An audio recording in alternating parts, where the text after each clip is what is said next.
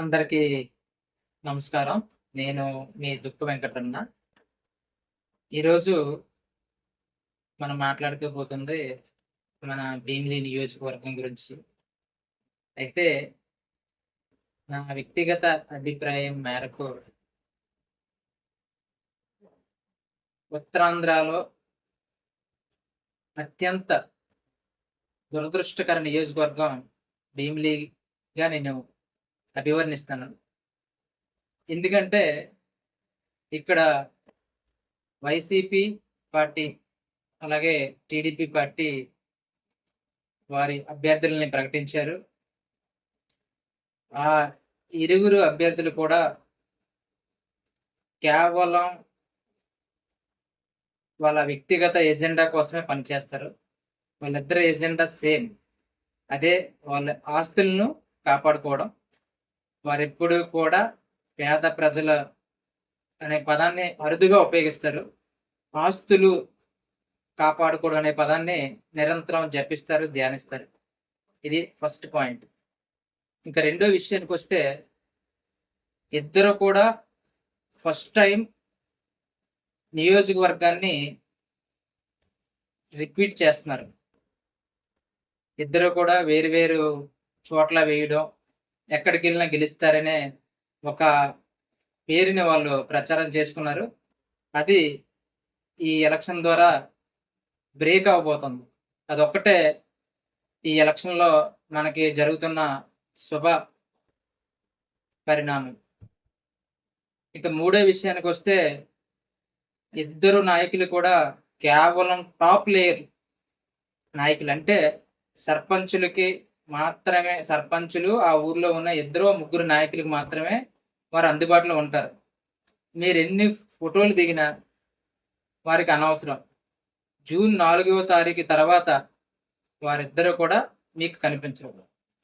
అయితే ఇక్కడ కొసమెరుపు ఏంటంటే, జగన్ గారి దయ వల్ల అవంతి గారిని కనీసం కారు దించి జనంలోకి పంపించారు ఈ టర్మ్. అదొకటే మనం హర్షించదగ్గ విషయం.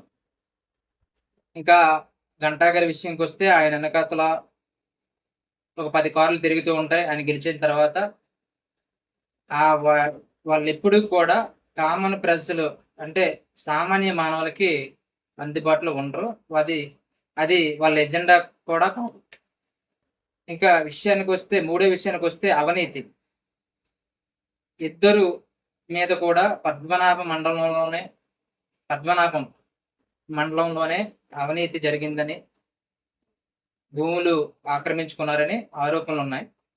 అయితే కాస్త గంటా గారు ఎక్కువ ఆక్రమించుకున్నారనే ఆరోపణలు ఎక్కువగా వినిపిస్తున్నాయి. ఇది కేవలం ప్రజల అభిప్రాయం మాత్రమే. నాకు పూర్తిగా లెక్కలు తెలియదు.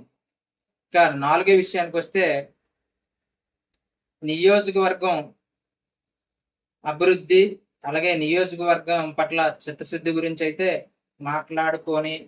మాట్లాడాల్సిన అవసరం లేదు. ఎందుకంటే వారి యొక్క ఎజెండా కోసం తప్ప వేరే విషయాల కోసం పనిచేయడం లేదు.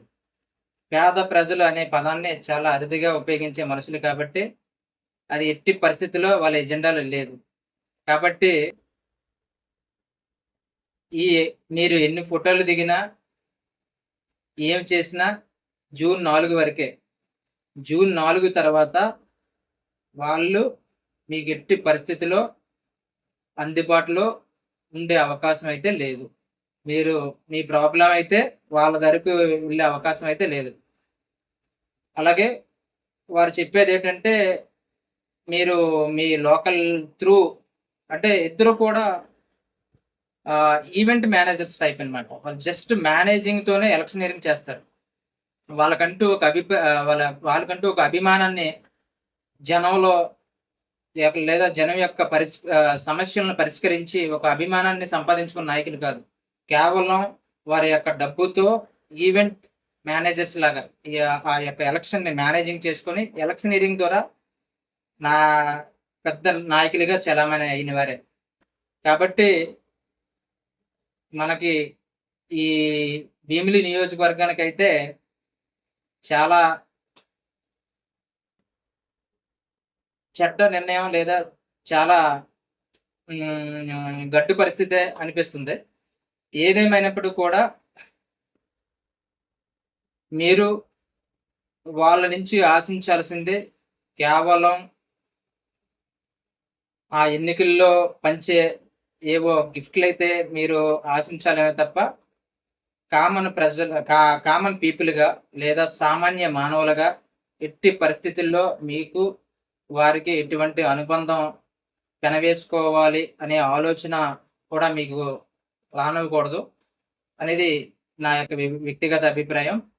కాబట్టి మీరు ఎవరి పట్ల కూడా మనం మనందరం కూడా ఎవరి పట్ల కూడా అత్యుత్సాహంతో ముందుకు వెళ్ళిపోయి నానా రకమైనటువంటి ఇబ్బందులకు కా గురి కావాల్సిన అవసరం లేదు అనేది నా యొక్క వ్యక్తిగత అభిప్రాయం. కాబట్టి ఆలోచించండి. ఆలోచించి మీ యొక్క నిర్ణయాలు మీరు చేయండి. ఈసారి భీమిలి ఎన్నికల్లో ఒకే ఒక పాజిటివ్ అంశం ఏంటంటే, నియోజకవర్గాన్ని వెంటాడుతున్న నియోజకవర్గం పట్ల ఎటువంటి చిత్తశుద్ధి లేకుండా ప్రతిసారి వచ్చి గెలిచేయొచ్చు అనే ఒక ప్రజాస్వామ్యాన్ని దుర్వినియోగం చేసే పద్ధతి ఏదైతే ఉందో దాన్ని ఈ ఈ ఎలక్షన్ ద్వారా మనం అరికడుతున్నాం. ఎందుకంటే వాళ్ళిద్దరిలో ఎవరో ఒకరు ఓడిపోతారు కాబట్టి ఇక నుంచైనా నియోజకవర్గం పట్ల కొంత చిత్తశుద్ధి అనేది ఉంటదని, ఒకే నియోజకవర్గాన్ని ఎంచుకొని ఈ నియోజకవర్గం పట్ల బాధ్యత తీసుకొని మెలుగుతారని ఆశిద్దాం.